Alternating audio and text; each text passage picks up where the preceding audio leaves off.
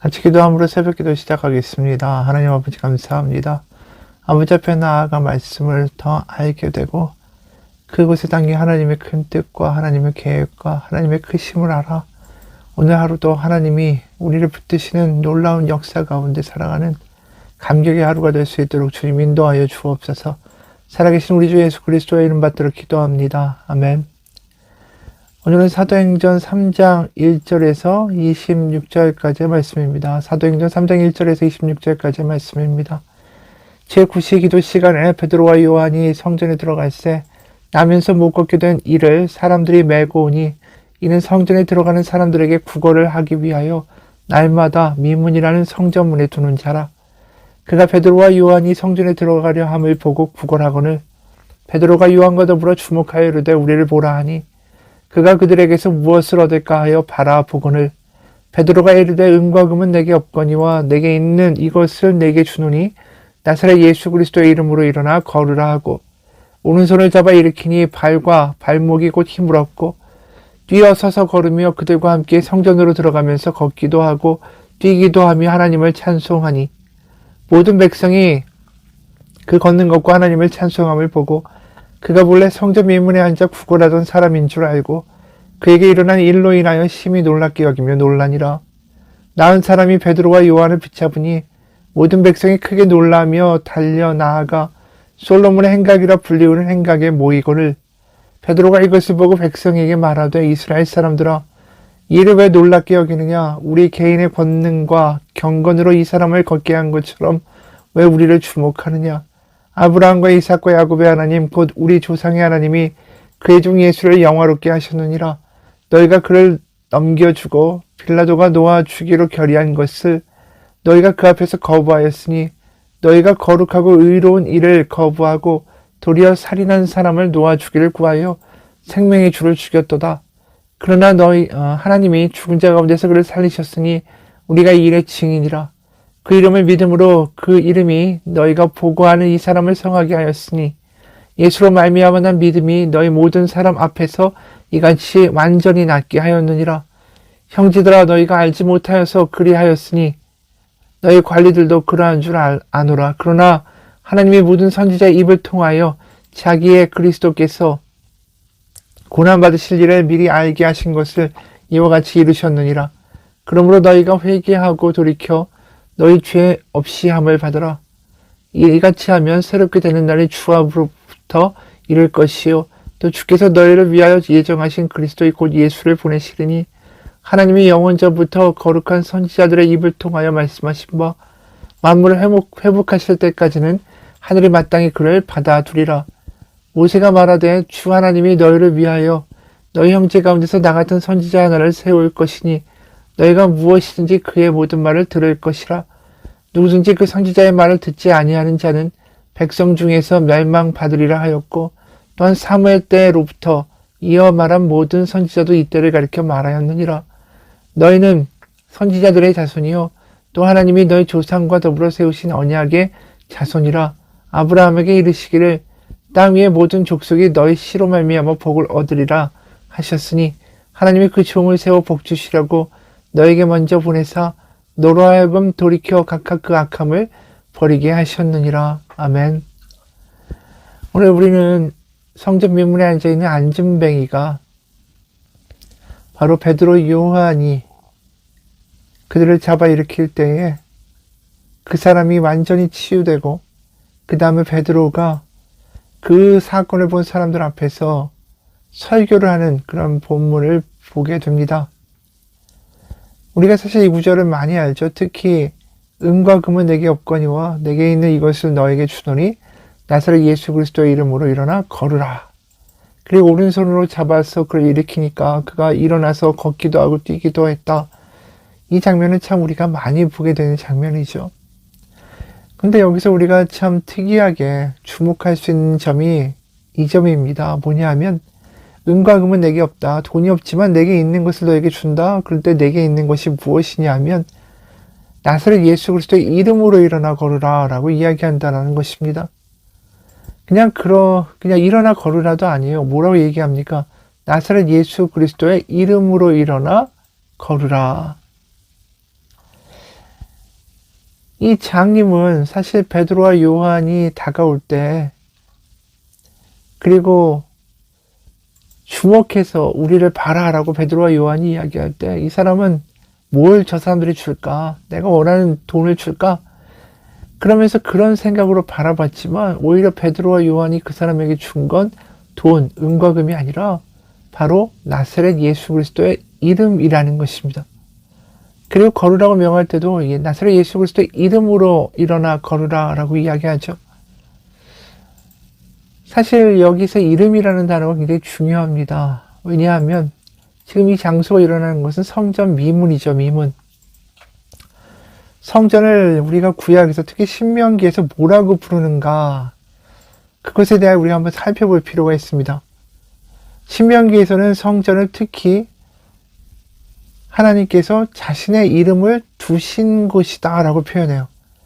몇 개의 구절만 보면 성전을 다 이렇게 표현하고 있다는 것을 대표적으로 두 개의 구절만 보면 알 수 있는데, 신명기 16장 2절, 신명기 16장 2절입니다. 여기서 성전을 이렇게 표현하죠. 여호와께서 자기의 이름을 두시려고 택하신 곳에서 소와 양으로 내 하나님 여호와께 유월절 제사를 드리되, 유월절 제사를 드리는 곳은 성전이죠. 그 택하신 곳이 뭐라고 합니까? 여호와께서 자기의 이름을 두시려고 택하신 곳, 이곳이 성전이죠. 신명기 26장 2절도 마찬가지입니다. 신명기 26장 2절, 내 하나님 여호와께서 너에게 주신 땅에서, 가나안 땅에서 그 토지의 모든 소산과 만물을 거둔 후에 그것을 가져다가 광주리에 담고 내 하나님 여호와께서 그의 이름을 두시려고 택하신 곳으로 그것을 가지고 가서, 성전은 뭡니까? 여호와의 이름이 머무시는 곳이다 라는 뜻이에요. 근데 지금 베드로와 요한이 안진뱅이를 일으킨 곳이 어디입니까? 성전이죠. 여호와의 이름을 두신 곳이에요. 근데 그곳에서 어떤 이름으로 지금 안진뱅이를 일으켰습니까? 예수 그리스도의 이름으로.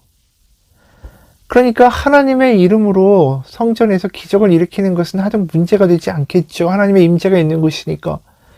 근데 지금 그리스도의 이름으로 하나님의 이름을 주신 성전에서 기적을 행하고 있다는 거예요. 이건 굉장히 놀라운 일을 행하고 있는 거죠.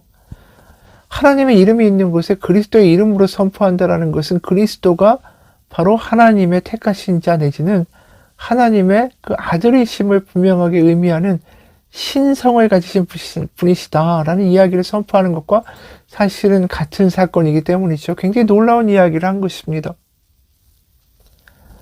그러니까 사람들이 이 사람이 일어난 것도 놀랍지만 딴 것보다 그리스도의 이름으로 이렇게 세웠다라는 것 자체가 이 믿음 있는 유대인들에게는 굉장히 놀라운 이야기를 하고 있다는 것이죠. 그 성전에 모아놓고 이것은 내가 한 것이 아니다, 그리스도의 이름, 그의 이름으로 한 것이다 라고 이야기하면서 베드로가 설교를 시작할 때 13절에 이런 설교의 내용이 나옵니다. 아브라함과 이삭과 야곱의 하나님, 곧 우리 조상의 하나님이 그의 종 예수를 영화롭게 하셨느니라. 너희가 그를 넘겨주고 빌라도가 놓아 주기를 결의한 것을 너희가 그 앞에서 거부하였으니 그렇게 해서 예수님을 너희가 죽였다라는 이야기까지 나오죠. 근데 예수님은 사실 너희가 모르고 죽였지만 예수님은 이미 아브라함과 이삭과 야곱의 하나님이 구약에서 이미 예언하신 바를 이루기 위하여 보내신 하나님의 아들이다라는 이야기를 하는 거예요. 그래서 오늘 이 베드로의 설교가 이미 우리가 앞에서 이야기한 것처럼 하나님의 큰 일, 하나님의 큰 계획을 이미 베드로가 예수님과 함께 40일을 같이 지내면서 또 예수님에게 그 하나님의 큰 일과 성경을 풀어 하나님 말씀하시는 모든 일들을 듣게 되면서, 그래서 그 오순절에 성령 강림이 있을 때까지 결국 이 성경에서 말하는 하나님의 아들 예수님이 결국 무엇을 이루고자 하기 위해 이 땅에 오셨는가를 구약을 통해서 전체적으로 이제 알게 된 거죠. 그리고 이제 그것을 설교하는 거 아닙니까? 그러니까 지금 오늘 이 베드로의 설교를 보면 아브라함부터 시작해서 이삭도 나오고 야곱도 나오고 모세도 나오고 사무엘도 나옵니다. 그러니까 이런 구약에서의 하나님의 끈질긴 열심이 예수님을 통하여 드디어 완성되고 그 망가진 세상을 다시 회복시켜서 하나님의 자녀로 모든 이들을 부르고자 하신 하나님의 그 끈질긴 열심이 예수님 가운데 나타났다라는 그 이야기를 베드로는 지금 하고 있는 거죠. 그렇기 때문에 예수 그리스도의 이름으로 일어나 걸으라, 이건 하나님의 커다란 뜻 가운데 이루어진 하나님의 아들을 통해 이루어진 하나님의 역사다. 예수님은 그리고 그 역사를 증명하기 위해서 하나님의 이름을 두신 곳에서 그리스도의 이름으로 이렇게 사람을 일으켜 세웠노라. 이 이야기를 하는 것입니다. 그래서 13절에 보면 특히 우리가 읽은 것 중에 이런 구절이 있죠. 아브라함과 이삭과 야곱의 하나님, 곧 우리 조상의 하나님이 그의 종 예수를 영화롭게 하셨느니라. 이 말도 굉장히 인상적이에요. 하나님이 누구를 영광스럽게 하셨다. 영화롭게 하셨다. 이게 사실 잘 쓰이는 표현은 아니죠. 대부분 하나님을 영화롭게 한다. 하나님께 영광 돌린다라는 표현은 많지만 누군가를 하나님이 영광스럽게 하신다. 영화롭게 하신다. 이런 표현은 굉장히 낯선 표현 중에 하나죠. 사실 이런 표현이 잘 나오진 않는데 시편 91편 13절부터 16절에 보면 하나님이 그 누군가를 영화롭게 하신다라는 표현을 쓰시는 대목이 나와요. 시편 91편 13절부터 16절입니다. 네가 사자와 독사를 밟으며 젊은 사자와 뱀을 발로 누르리로다. 하나님이 이르시되 그가 나를 사랑한즉 내가 그를 건지리라. 그가 내 이름을 안즉 내가 그를 높이리라. 그가 내게 간구하리니 내가 그에게 응답하리라. 그들이 환난 당할 때에 내가 그와 함께하여 그를 건지고 영화롭게 하리라. 여기 나와 있는 그리고 또 16절에 내가 그를 장수하게 함으로 그를 만족하게 하며 나의 구원을 그에게 보이리라 하시도다. 이게 지금 시편의 다윗에 대해서 한 이야기시죠. 그러니까 하나님이 그를 사랑하니까 그를 영광스럽게 하고 또 그가 나를 아니까 내 이름을 아니까 내가 그를 높이게 될 것이고 근데 사실 이 구절이 비단 다윗에게만 해당되는 구절일까요? 하나님이 그를 높이신다라고 분명히 이야기하시죠. 그러면서 시편 91편 13절에는 또 유난히 이런 대목이 나와요. 네가 사자와 독사를 밟으며 뱀을 발로 누르리로다. 이 표현은 사실 우리가 알고 있는 창세기 3장에 나와 있는 대목과도 연관이 되죠. 뱀을 그것도 발로 눌러버린다고 했어요. 독사를. 근데 이 선악과를 따먹고 나서 하나님이 아담과 하와에게 이런 말씀하신 적이 있어요. 창세기 3장 14절 15절. 여호와 하나님이 뱀에게 이르시되 네가 이렇게 하였으니 네가 모든 가축과 들의 모든 짐승보다 더욱 저주를 받아 배로 다니고 살아있는 동안 흙을 먹을지니라. 그리고 15절에 내가 너로 여자와 원수가 되게 하고 내 후손도 여자의 후손과 원수가 되게 하리니 여자의 후손은 내 머리를 상하게 할 것이요 너는 그의 발꿈치를 상하게 할 것이니라 하시고 그러니까 실제로 네 머리, 뱀의 머리를 밟아버리는 누군가가 나타난다라는 거죠. 그게 시편 91편에서 은연중에 말하고 있는 거예요. 네가 독사를 밟아버리고 뱀을 발로 누르게 될 것이다. 그러니까 지금 선악과에서 아담과 하와를 유혹한 그 사탄, 악, 바로 그들을 완전히 이 땅 가운데 제압하는, 그래서 악과 죄와 사탄으로부터의 승리를 이루시는 그 누군가가 나타나는데 그는 하나님께 영광을 받게 되고 하나님이 그를 높이고 그를 영화롭게 하신다라는 이야기를 시편 91편에서 하고 있는 거죠. 실제로 오늘 읽은 사도행전 3장 13절에 예수님을 하나님께서 영화롭게 하셨다. 이 모든 게 다 연관이 되는 거죠. 바로 창조 때 망가졌던 세상을, 죄와 사탄으로부터 망가졌던 세상을 바로 예수님이 그의 종 예수를 통하여, 그러니까 하나님이 예수를 통하여 그 뱀의 머리를 밟아버리시고 그 예수님을 영화롭게 하시고 부활시키시고 그래서 창세 때 망가졌던 세상을 다시 회복시키셨다. 그러니까 창세기부터 또 아브라함과 이삭과 야곱부터 또 모세까지 사무엘까지 하나님은 그 일을 이루기 위한 열심을 쉬지 않으셨다. 우리는 그 하나님의 열심을 바로 오늘 예수 그리스도의 이름으로 이 사람을 일으켜 세움으로 그 하나님의 열심과 하나님의 큰 계획과 큰 뜻을 너에게 보여준 것 뿐이지 우리의 능력으로 그 일을 이룬 것이 아니다라는 이야기를 하고 있는 거예요. 여러분, 우리가 신약부터 구약까지 예수님의 사건까지 또 사도행전까지 보면서 보게 되는 건 하나님이 창세 때부터 망가진 세상을 너무나도 보기에 좋으셨다라고 기뻐하시고 행복하셨던 그 세상을 결코 포기하시지 않는다라는 거죠. 그래서 구약의 역사는 그런 하나님의 끊임없는 열심, 포기하지 않는 하나님의 열심에 대한 이야기고, 결국 예수님의 이야기는 그 열심을 하나님이 결국은 이루셨다라는 뜻을 바로 예수님을 통해 우리 가운데 보여주신다라는 것입니다. 특히 우리가 그 미국 목사님 중에 카일 아이들만이라는 목사님이 있어요. 이분이 이런 책을 썼습니다. 포기하지 마. 누군가를 만나면 우리는 이렇게 거짓말할 때가 많다. 요즘 사는 게 어떠세요? 대화 중에 내가 물으면 당신은 무심결에 이런 식으로 대답할 거다. 좋아요. 괜찮아요. 더 바랄 게 없어요. 하지만 나는 안다. 그 대답이 거짓말이라는 걸. 당신의 삶에서는 여러 어려운 일이 일어난다. 하지만 그런 일을 잘 말하지 않는 당신은 이해한다. 왜냐하면 어떻게 지내세요? 라는 물음에 지금 겪고 있는 아픔과 어려움과 슬픔을 솔직하게 털어놓는 거 허물없이 주고받을 수 있는 그런 쉬운 문제가 아니라는 것이기 때문이다. 그러나 한번 상상해보자. 정말로 내가 당신이 어떻게 지내는지 진실로 알고 싶고 당신은 그것에 대하여 당신의 삶에서 지금 고민하고 있는 문제들을 이야기할 수 있다면 무엇이라고 대답하겠는가? 나는 SNS에서 수천 명에게 이 질문을 진지하게 던졌고 여러 가지의 답을 들었다. 그 중에 몇 가지를 소개하면 초등학생 아이가 암이라니 결혼한 지 2년밖에 되지 않았는데 부부가 갈라서기 직전이 되다니 병으로 오래 고생하지만 의사들은 아직도 그 원인을 모른다고 하고 장애가 있는데 자녀를 사랑하지만 삶의 무게로 난 낙담하고 있고 아이를 기다렸지만 여전히 임신 테스트의 결과는 음성이었고 아이들에게 잘해주려고 하지만 또다시 아이들에게 화를 내고 소리를 지르는 나의 모습을 보게 되고 이번에는 승진해야 되는데 여전히 승진하지 못하고 물먹고 있는 나를 보게 되고 남편과 아이들에게 인정받지 못하고 어느새 집에서 나는 투명인간이 된 것 같고 빚이 너무 많아 어떻게 해보려고 하지만 도저히 헤어나오지 못할 것 같고 지금 겪고 있는 우울증에서 도무지 벗어날 수 없을 것 같고 취업도 못하고 실업자인 이 세상을 면할 수 없을 것 같고 아무도 못난 나를 사랑할 수